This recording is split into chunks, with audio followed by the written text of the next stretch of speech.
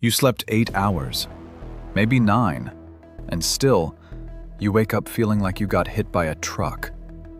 Your eyes are heavy, your head feels wrapped in cotton, and the first thought that crosses your mind is the same one it was yesterday. Why am I still this tired? Here's the part nobody tells you. The problem was never how long you slept. It's a chemical. One that's been quietly building inside your brain all day long. And if you handle your mornings the way most people do, you're accidentally trapping it there. Let me show you exactly how it works, and the 3 small changes that flip it. So what do most tired people do? They reach for the obvious fixes. More coffee, a colder shower, waking up at 5 a.m. because some guru online promised it would change their life. And for a day or two, it kind of works. Then the exhaustion comes back, harder. Here's why those fixes fail. They're all aimed at the symptom, the tiredness. None of them touch the actual mechanism causing it. It's like your smoke alarm is screaming, and your solution is to pull the battery out. The noise stops, but the fire's still burning. Coffee doesn't give you energy. Let that sink in for a second. Caffeine has no fuel in it. 0. What it actually does is far sneakier, and to understand it, you need to meet the molecule running the whole show. Every second you're awake, your brain is burning fuel. That fuel is a molecule called ATP. And every time your brain spends a unit of it, it leaves behind a byproduct, a kind of ash. That ash is called adenosine. The longer you're awake, the more adenosine piles up. Hour after hour, it accumulates. And it does one specific job. It makes you sleepy.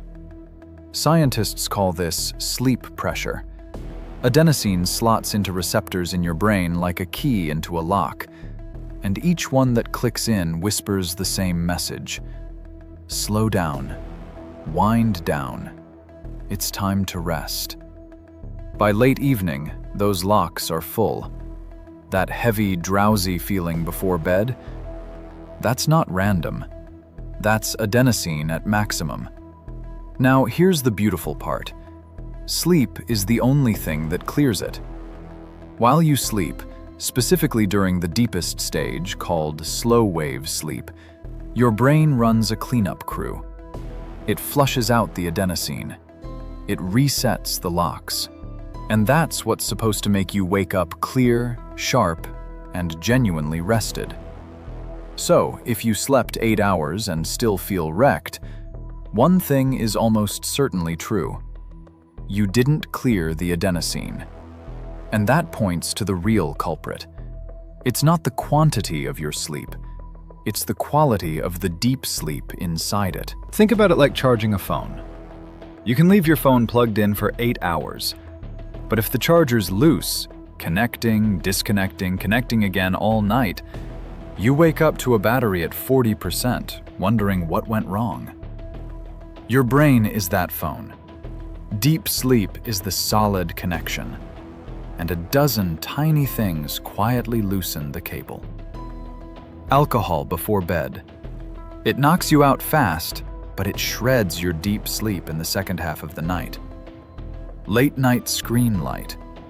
It delays the hormone that tells your brain it's time to go under. A room that's too warm. An inconsistent bedtime. Caffeine still floating in your system from 4 p.m. Each one on its own seems small. Stacked together, they rob you of the exact stage that clears the adenosine. But wait, because there's a second trap. And this one, you set the moment you wake up. Remember how caffeine doesn't create energy? Here's what it actually does. Caffeine is shaped just enough like adenosine to slip into those same locks.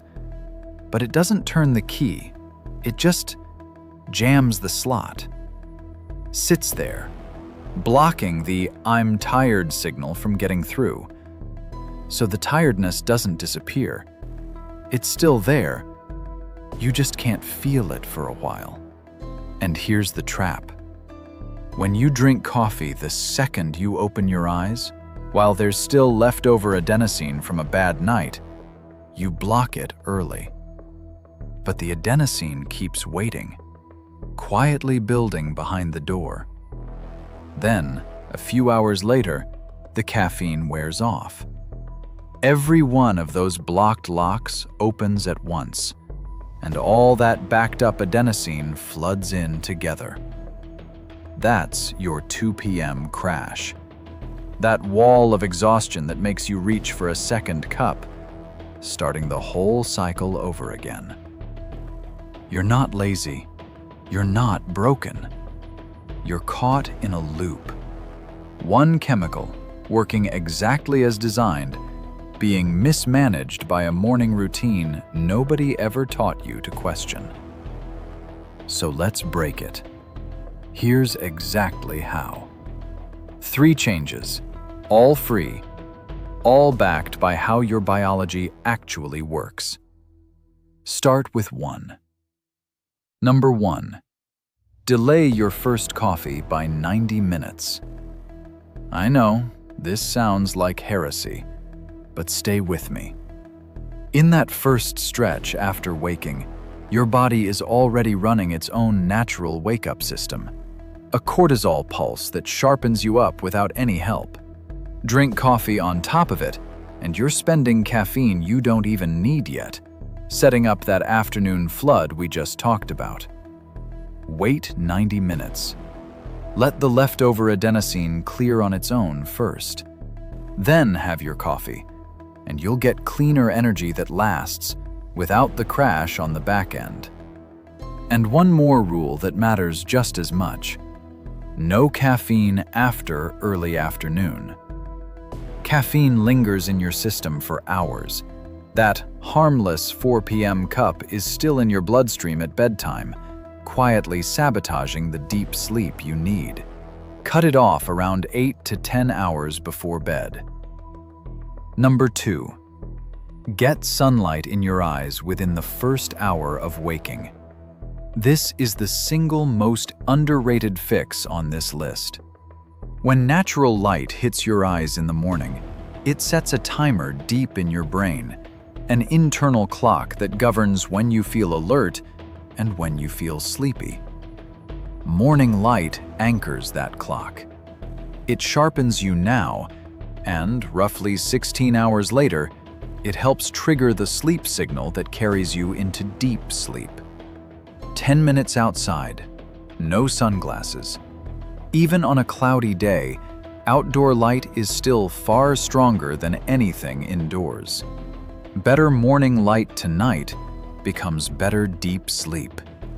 Better deep sleep becomes a brain that actually clears the adenosine. You see how the loop starts working for you now? Number 3. Guard your deep sleep like it's the reset button. Because it is. This comes down to a few non-negotiables. Keep your bedtime and wake time consistent, even on weekends. Your brain craves rhythm, and a steady schedule deepens the exact stage that clears adenosine. Keep the room cool and genuinely dark. Your core temperature has to drop for deep sleep to kick in. And skip the alcohol as a nightcap. It feels like it helps you sleep, but it wrecks the back half of your night, right when the deepest, most restorative sleep is supposed to happen. None of these are dramatic. That's the point. Small hinges swing big doors. So the next time you wake up exhausted after a full night in bed, don't blame yourself. Don't reach blindly for another coffee. Remember what's really happening. A molecule built up. Your deep sleep didn't clear it, and your morning routine locked it in. Fix the deep sleep. Time the caffeine. Chase the morning light. Do that, and tired slowly stops being your default setting. Quick note before you go. This is educational. based on the research, not personalized medical advice. If you're sleeping well and still feel exhausted for weeks on end, that can point to something worth checking with a doctor. Your body might be flagging something real. But here's the thing. Adenosine is only half the story. Because there's another chemical that decides whether you even feel like getting out of bed in the first place. It controls your motivation, your drive, your ability to start. And most people are quietly burning it out every single day. That's the video playing right here. Go watch it before your next scroll makes it worse.